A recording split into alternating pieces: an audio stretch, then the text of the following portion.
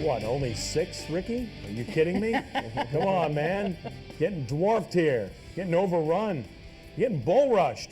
Drew Brees has just run right over Ricky Jackson, much like Willie Roaf did when they were together here as teammates, and Roaf buried him all the time. Just pancaked him, right? Just kidding him. Oh, you know I love you. I'm just kidding you, man. Yeah, of course, it's probably true. Probably happened once or twice. The 77 was pretty good, huh? Yeah, it was pretty good. But I'll tell you what, it was a popularity thing now. When It we is. played, you had to earn it. I mean, I had LT and all those guys you had to try to beat out to get there. You know, EJ Jr., all those guys were big-time players.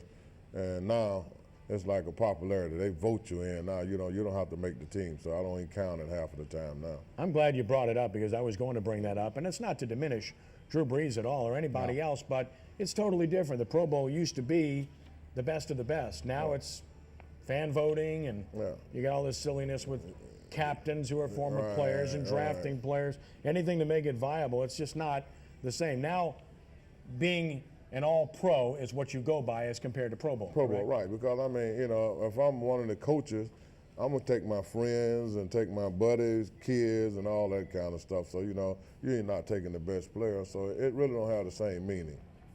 Premier Chrysler Jeep Dodge Ram here in New Orleans East. The site, sportsNOLAtv continues. And the New Orleans Saints, of course, already into their offseason changes, coaching changes, and a significant front office change as well. As the Saints try to keep pace with the opposition, I couldn't resist. They'll have to do so without Ryan Pace, who's become the new general manager of the Chicago Bears after spending 14 years in New Orleans, and most recently the director of player personnel for the Saints after being the director of pro scouting for many years out of Eastern Illinois. The connection to Sean Payton obvious there, and so he's really going home, Brian, of sorts, because he's going back to Illinois, and kudos to Ryan. Nothing but the best to him.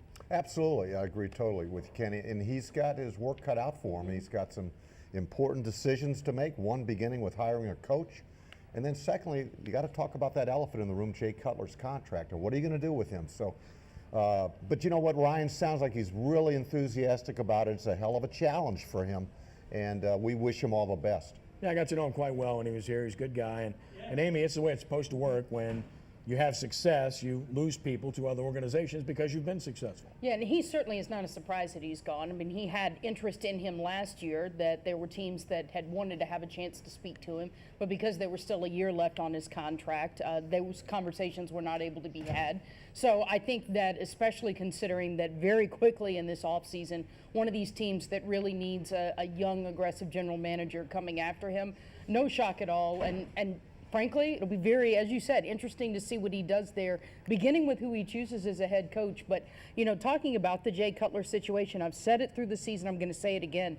I think that there are lingering health issues with him that need to be addressed, that, it is a well-known fact he is diabetic. And I think that his erratic play, and I've heard this from people that are in Chicago in the know, that there is an issue there that they really do need to look at in terms of his long-term viability as an NFL quarterback. And Ricky, maybe the Saints look within. Maybe Terry Fontenot gets promoted. He's been working under Ryan Pace and preparing himself for this. Yeah, I mean, making Coach Payton don't make all the decisions. So whoever come in, it'll just be a position that they fulfilling. But, you can already see all the decisions made over there going to be Mickey and Coach Payton. Well, we'll see what transpires. Obviously, we wish Ryan Pace nothing but the best in Chicago, except when they play the New Orleans Saints. Well, Ricky Jackson is a Pro Football Hall of Famer. That was a memorable weekend. The weekend that the New Orleans Saints played in the Super Bowl and won it. Ricky got inducted into the Pro Football Hall of Fame. Made us all very proud and very happy. And as my friend, I really got goosebumps at the time. It was a very special occasion for him. And I did some things to try to help light the fire over a couple of years periods because he was deserving. And that was a professional move. Aside from personal, he was very deserving. And now there are a whole bunch of guys that are deserving of recognition that are up as finalists for the Pro Football Hall of Fame. That list was paired this past week, and one of those is this guy, Ricky's former teammate, Morton Anderson, who played here for 13 years, and that's longevity-wise right at the top of the heap in terms of New Orleans Saints longevity. And then, of course, the full list is pretty impressive when you look at those names, Ricky, because I'm going to come to you first, since you're one of the members of that elite fraternity. Jerome Bettis, Tim Brown, Don Coryell, Terrell Davis, Tony Dungy, Kevin Green, Charles Haley, Marvin Harrison, Jimmy Johnson, John Lynch, Orlando Pace, Junior Seau, the late Junior Seau, Will Shields, and Kurt Warner. Ricky, it's a great list. You can't go wrong with any of these guys. Typically, about 7 get in. What do you think of the list, first of all? And secondly, is this the year for Morton? Well, I mean, it should have been the year for Martin. Martin should have already been in. But you're looking at Haley and Kevin Green, those guys been waiting. They turn to Tim Brown. But just looking at the new class, it's about 2 or 3 of those new class guys. They're going to be first balanced. So it's tough on some of the older guys as they try to get in because the new guys come up. And everybody who putting people in now is used to seeing the new guys. And the older guys, a lot of them they get a chance to see the older guys, and then they more acquainted with the new guys. So a lot of them will vote for the new guys because, they done ran with them, and that's their friends and that's their buddies now. So the older guys get kind of left out a little bit. But Kevin Green and Haley and them, those guys, Martin Anderson, and even some of the coaches like Dungy and them, those guys should be trying to get in. They should be getting those guys in. But when you find Pace and them come out, Junior Seau, all these guys, you consider first round balance. So, it's going to be hard for some of the older guys because they're going to put 1 or 2 of the new guys in. Kurt Warner up for. So, it's going to be tough for some of the older guys again. I think with Ray Guy getting in last year, that actually, some people think it could help grease the skid for Morton this year. Ricky, unfortunately, I just think Morton may have to wait another year or two because, as you eloquently said, you've got all these first-time guys that are deserving. And look, we understand Morton, what he meant to this organization and what he did for professional football, but he's still a kicker. And there's still this bias against getting kickers in there. Look at how many are in there. There's just a couple. So we'll see. Amy, he's the leading scorer in the history of the NFL.